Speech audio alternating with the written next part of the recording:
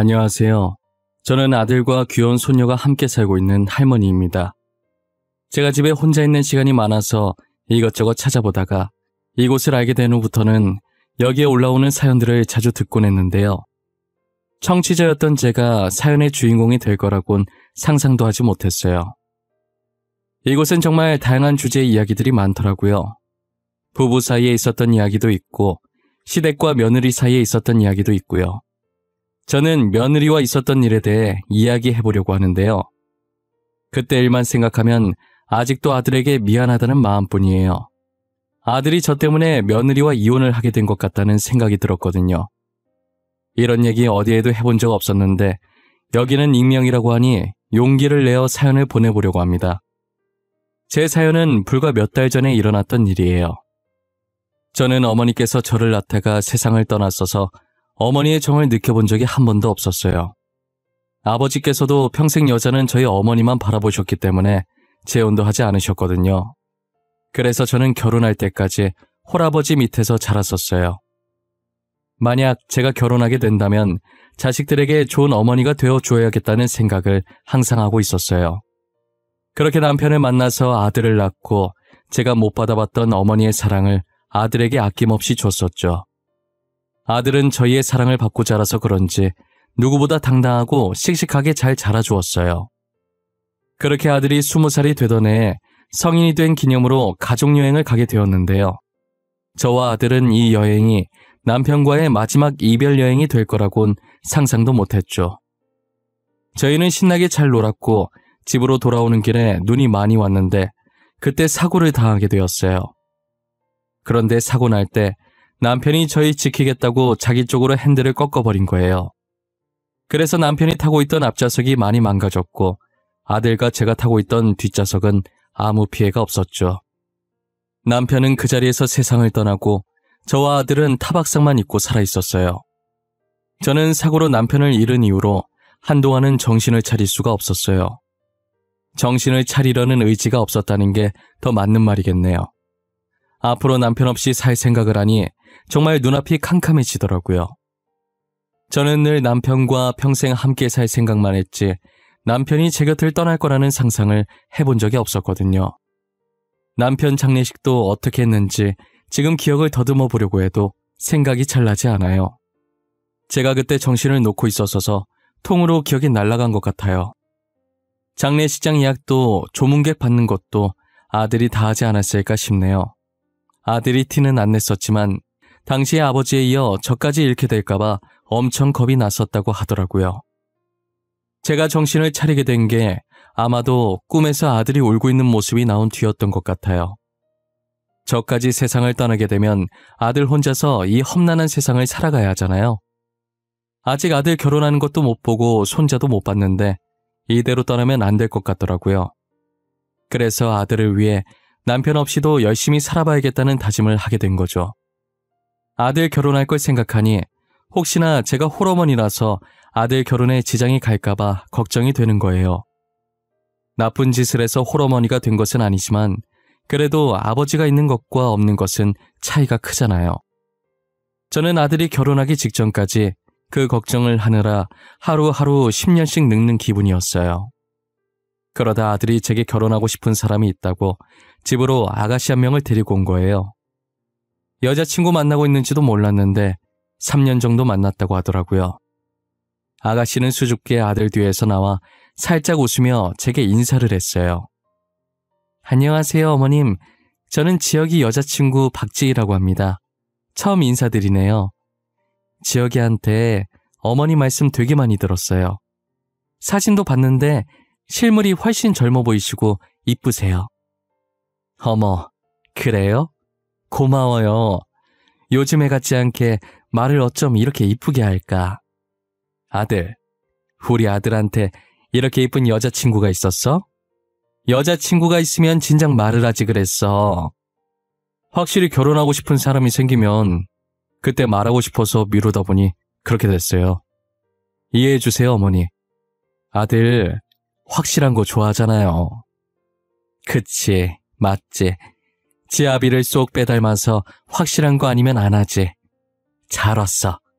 마침 저녁 하려던 참인데 저녁 먹고 가요. 시간 괜찮죠? 내 음식이 입맛에 잘 맞을지 모르겠네. 걱정과는 달리 다행히도 아들은 참하고 착한 며느리를 데리고 왔더라고요. 저는 제 주변에 결혼하고 변하는 며느리를 많이 봐서 끝까지 의심의 끈을 놓지 않았었어요. 그런데 며느리는 다른 집 며느리들과 다르게 결혼하고 시어머니와 함께 살기 불편하고 힘들 텐데도 퇴근 후에 혼자서 집안일까지 다 하고 제게 무척이나 싹싹하게 대하더라고요. 저도 그런 며느리의 모습을 보고 가식은 아니구나 싶어서 마음을 열게 되었어요. 며느리와 저는 빠르게 가까워졌고 다른 사람이 보면 친모녀지간이라고 착각할 만큼 친하게 지냈었어요. 호칭도 저는 며느리에게 딸이라고 했고 며느리는 제게 엄마라고 했었죠. 아들이 질투를 느낄 만큼 둘이서 쇼핑도 가고 맛있는 것도 자주 먹으러 다녔었어요. 자주 가는 가게 사장님은 저희가 친모녀인 줄 알고 엄마랑 딸이 보기 좋다고 칭찬까지 해주시더라고요. 저희는 딱히 부정하지 않고 보기 좋아 보이냐고 감사하다고 웃으면서 맞받아치곤 했어요. 며느리가 저와 이렇게 가깝게 지내게 된 게 자신의 어머니에게는 느껴지지 않는 정이 저한테 느껴졌대요. 한날은 며느리가 제게 안사돈과 자신에 대해서 이야기해 주더라고요. 어머님, 제가 그이랑 어머님께 말 못한 게 하나 있는데요. 사실 저희 어머니 말이에요. 제 친어머니가 아니세요. 아빠랑 몇 년 전에 재혼하신 분이세요. 그러니? 난 전혀 몰랐어. 안사돈께서 너를 엄청 챙기시길래 당연히 친딸인 줄 알았지. 전혀 눈치 못 채고 있었어. 비밀로 하려던 것 같은데 나한테 말해도 되는 거야? 어머님은 괜찮을 것 같아요. 대신 남편한텐 비밀이에요. 아셨죠? 아직은 말하고 싶지 않아요. 지금 남편이 새어머니랑 잘 지내고 있는데 괜히 저 때문에 어색해지는 거 싫어요. 그랬구나. 나도 너한테 들은 말 아들에게 말 안 하마. 너도 그동안 혼자서 많이 힘들었겠구나. 얼마나 마음이 무거웠겠어. 지금 나한테 말하는 것도 쉽지 않았을 텐데. 알고 보니 안사돈이 며느리를 낳아주신 친모가 아니라 몇 년 전에 재혼한 계모라고 하더라고요. 며느리랑 친해지려고 노력은 하는 것 같은데 진심이 보이지 않아서 마음을 쉽게 못 열었다고 하는 거예요. 제게는 잘 나오는 엄마 소리도 안사돈한테는 아직 한 번도 하지 못했다고 하더라고요. 그런 속사정이 있는지 몰랐는데 며느리를 보니 어릴 때 저를 보는 것 같아서 참 안쓰러웠어요. 그 이야기를 듣고 제가 더 잘해줘야겠다는 생각이 들었죠. 아들이 결혼한 지 2년 만에 드디어 며느리가 임신을 했다는 소식을 듣게 됐어요. 그런데 임신 소식에 누구보다 기뻐해야 할 며느리가 안색이 많이 좋지 않더라고요. 저는 혹시라도 며느리가 어디 아픈 게 아닌지 걱정이 됐어요. 아가, 이렇게 좋은 날 표정이 왜 그래? 어디 아픈 곳이라도 있는 거야? 아들아, 며느라기 데리고 병원 다시 가봐야 하는 것 아니니? 아니에요, 어머님. 저 아픈 곳 없어요. 그냥 조금 걱정이 돼서 그래요. 뱃속의 아가가 아들이 아니면 어쩌나 싶은 생각이 들어서 미리부터 걱정이 되네요. 난 또 뭐라고. 아들이든 딸이든 뭐가 중요해. 성별이 어떻든 똑같이 내 핏줄인걸. 나는 그런 거 안 따지는데 설마 너가 아들, 딸 따지고 그러니? 아휴, 그런 거 아니에요. 혹시나 어머님께서 아들 원하고 계실까봐 그런 거였어요. 사실 저는 딸을 더 낳고 싶었거든요. 아무래도 같은 여자니까 나중에 말이 잘 통할 것 같아서요. 그래, 나도 손자보다 손녀가 좋더라. 옆집도 손녀 낳았는데 얼마나 애교가 많던지. 요즘은 손녀가 대세라더라고. 옆집 손녀 보니까 그 이유를 딱 알겠어. 며느리는 손자가 아니면 어떠냐고 걱정했지만 저는 손자든 손녀든 아무 상관이 없었어요. 지금이 조선시대도 아니고 요즘 누가 아들, 딸 가리나요? 그저 아이가 무사히 태어나주고 며느리가 몸 조심히 아이를 낳기만을 바라고 있었죠. 아무래도 저희 어머니가 저를 낳다가 돌아가셨다 보니 저는 온통 며느리 걱정뿐이었어요. 일정 기간이 지나면 아이 성별을 알 수 있어서 저희는 미리 손녀가 태어날 거라는 걸 알게 되었어요. 뱃속에서부터 효녀인 건지 입덧도 없었고 새벽에 움직이거나 발로 차지도 않았다더라고요.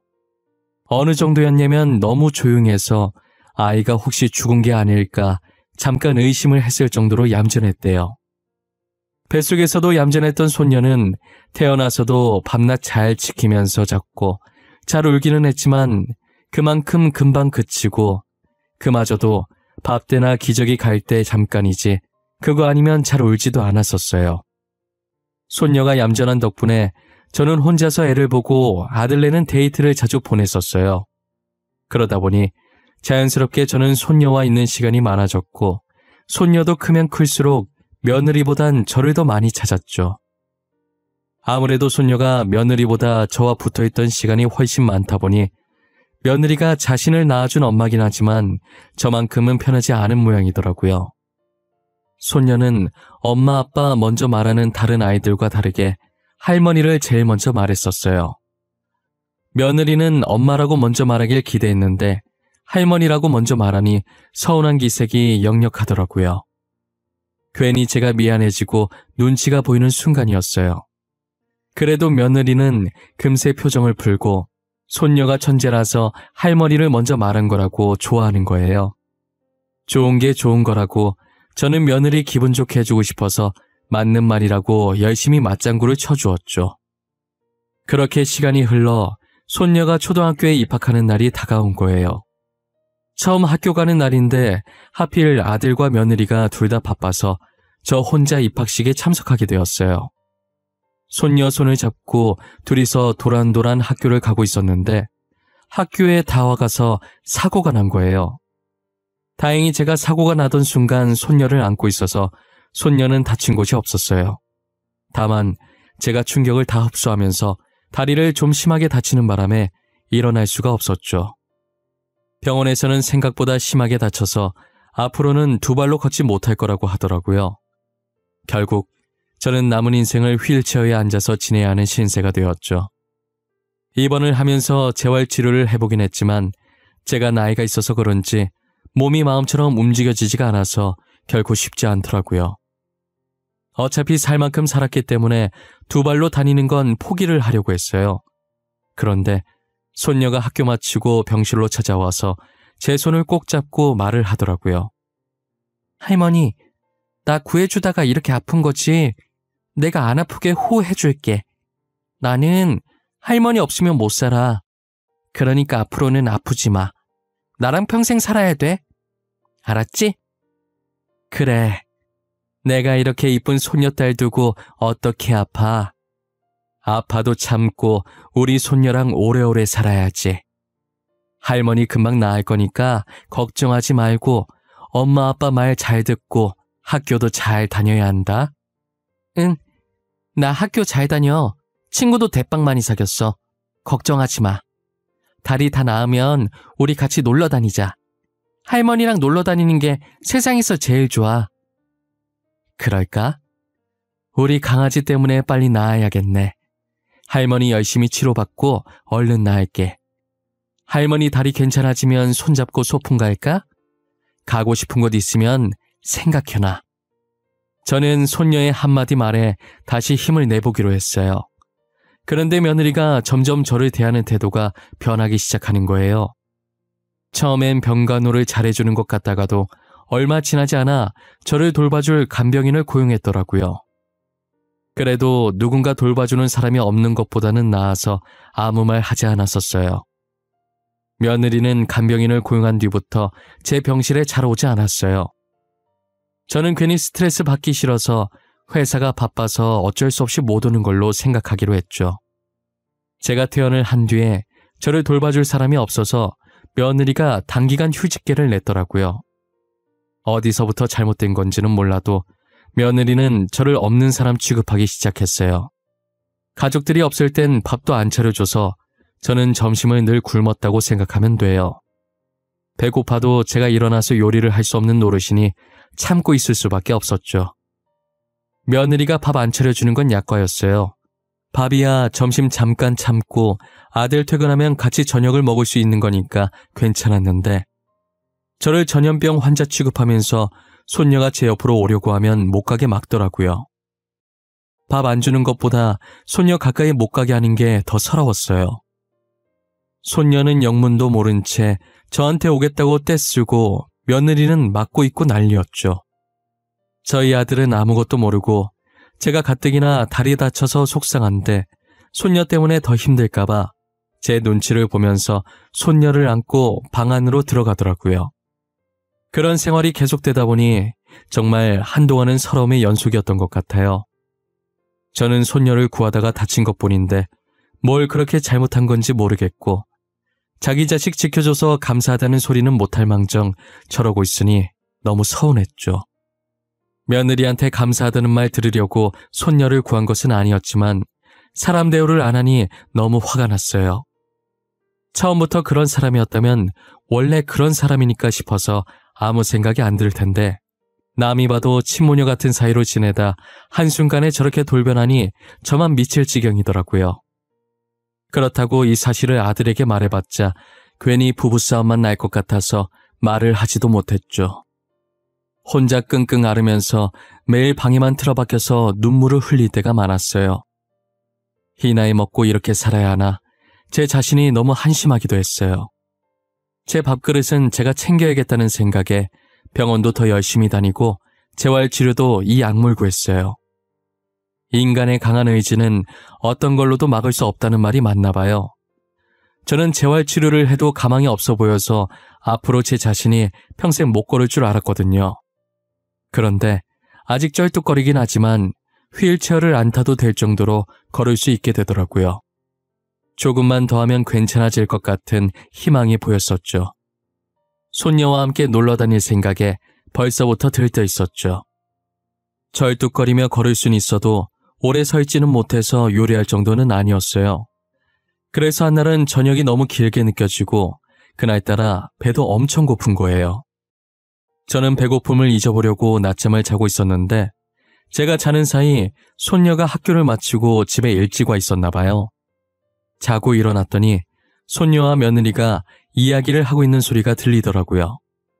그런데 늘 조곤조곤하던 손녀가 평상시와 다르게 되게 큰 소리로 따지고 있는 듯이 말하고 있는 거예요. 점점 커지는 손녀 목소리에 무슨 일인가 싶어서 나가봤더니 며느리랑 손녀가 싸우고 있더라고요. 엄마는 어른이 돼서 왜 그렇게 이야기해?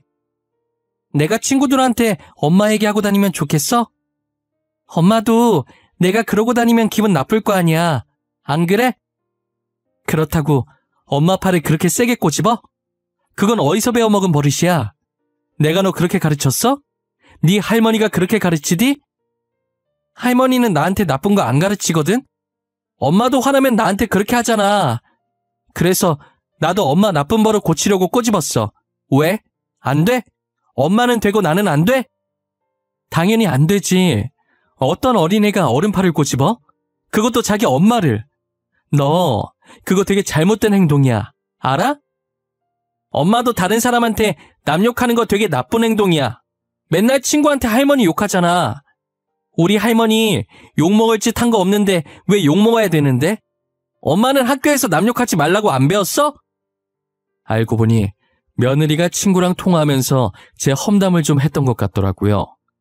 그걸 들은 손녀가 저 대신 화를 내주고 있었던 거죠. 손녀 하는 얘기 들어보니까 며느리가 제 험담을 한 게 한두 번이 아니었던 것 같았어요. 결국 며느리와 싸우다 울분이 찼는지 손녀가 말하다가 울기 시작하더라고요.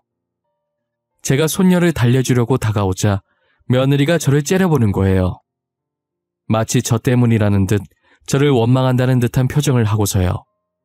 저는 일단 울고 있는 손녀를 달래서 제 방으로 데리고 들어왔어요. 손녀는 제 방에 들어오자마자 저를 안고 뭐가 그렇게 서러운지 숨이 넘어갈 듯 우는 거예요.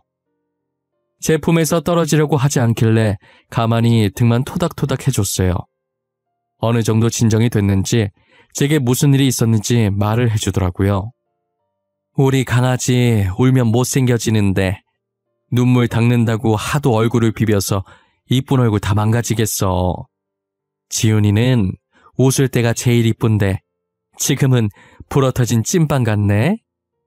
할머니 너무 불쌍해. 엄마는 미워.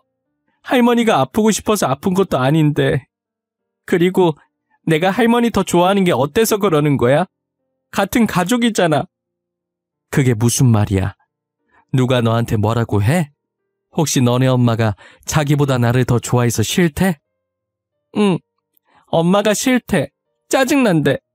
내가 처음 말할 때 엄마라고 안 하고 할머니라고 해서 싫고, 할머니 병원에 있을 때 내가 맨날 할머니만 찾아서 싫대. 할머니라는 단어 쓰지 말래. 며느리가 저를 그토록 미워했던 이유를 이제야 알 것 같았어요.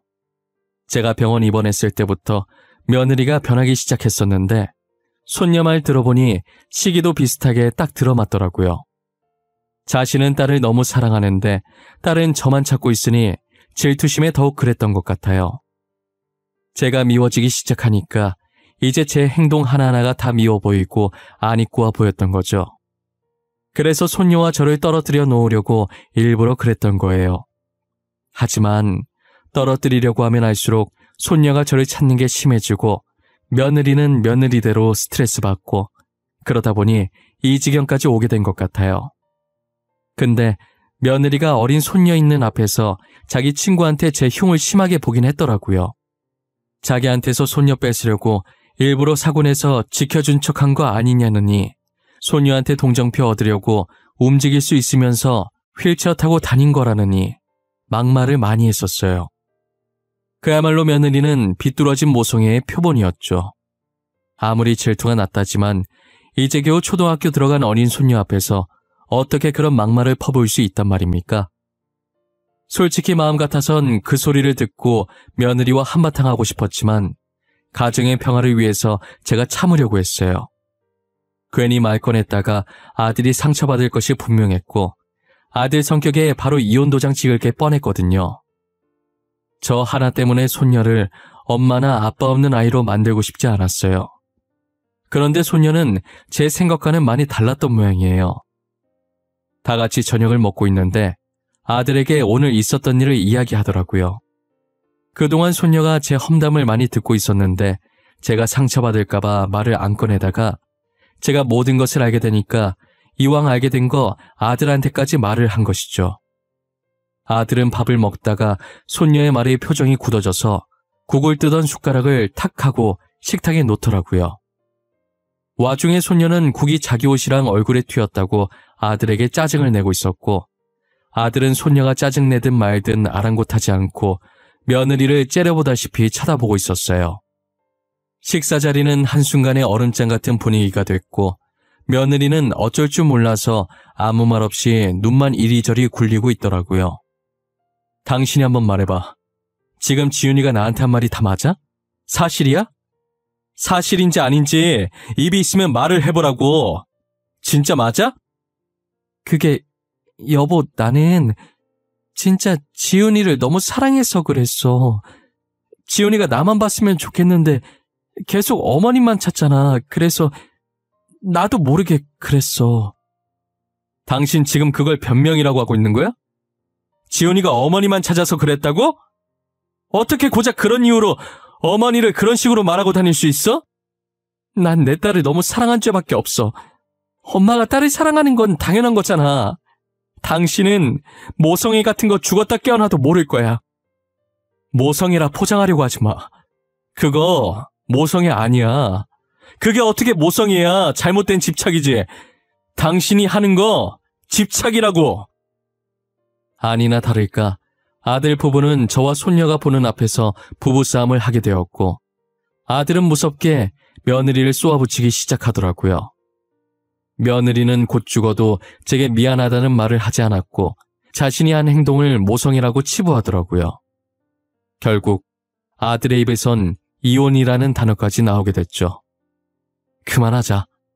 나는 어머니랑 따로 살 마음도 없고 너도 어머니한테 미안한 마음이 전혀 없는 것 같아 보이니까 더 이상 이렇게 같이 살 수는 없을 것 같네.